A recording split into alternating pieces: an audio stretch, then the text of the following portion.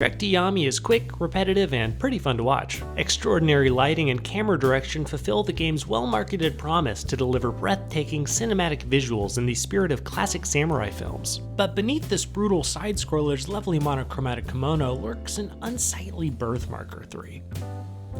As stories go, TrackTribe is well-paced if predictable. It tells the tale of Hiroki, a solemn samurai who vows at a young age to defend his town from all threats. Not 10 minutes later, a grown-up Hiroki returns from a mission gone wrong to find his town a smoldering ruin, which probably explains all the one-star reviews he's getting. Our sad samurai then battles his way through hell, literally, to reclaim what was lost, and along the way gains clarity as to his role in this wicked world. If you think that summary was too surface level, try playing the game, which does remarkably little to flesh out its one-dimensional characters. That is, unless you count these easy-to-miss collectibles, some of which contain developments vital to the plot that inconceivably didn't make it into the plot. Luckily, it's not all bad, as the game's Japanese voice acting is very well done, and not like steak well done, you know, that's overdone. I'm talking a tasty medium here. 己の仲間どもはYomiへ行った。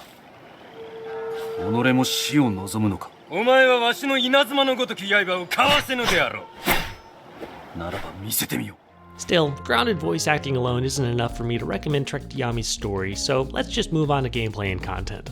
If 10% of TrackTribe is gawking at its at times haunting and always beautiful environmental set pieces, the other 90% is kicking down doors and killing everything in sight.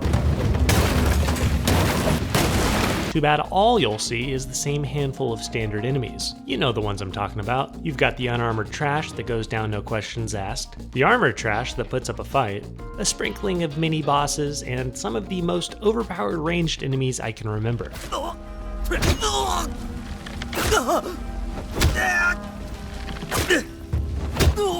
Rude. Good thing the game gives you ranged weapons of your own, some of which make it hilariously easy to cheese those tough-talking bandits. As for playability, my TrackTribe was bug-free and boasted snappy load times, but inconsistent difficulty spikes and input lag led to some frustrating deaths. After which you'll respawn at the last shrine you lit, closed. So be sure to check those obscured side alleys lest you miss one. The game's brisk 5-hour playtime is broken up by a handful of decent boss fights, some of whom feature interesting movesets that will take you a few attempts to get down. You'll have no such trouble with TrackTribe's puzzles, however, as these short symbol-matching respites are so simple as to feel insulting. Still, despite this and the game's disappointing dearth of non-combat activities, TrackTribe delivers so unique a stylistic experience as to make its modest price tag probably worth it. Indeed, TrackTribe is a visual feast unlike anything I can remember playing, so much so that I feel comfortable recommending it to folks on this micrometric alone. Meanwhile, the game's subtle soundtrack adds authentic atmosphere to this historic feudal setting, though the music lacks melody and struggles to stand out from all the screaming and crying and crying and screaming.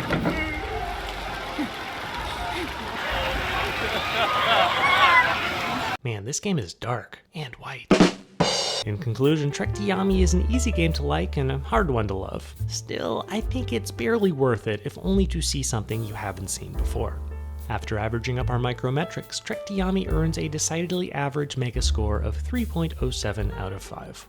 And now for something completely different.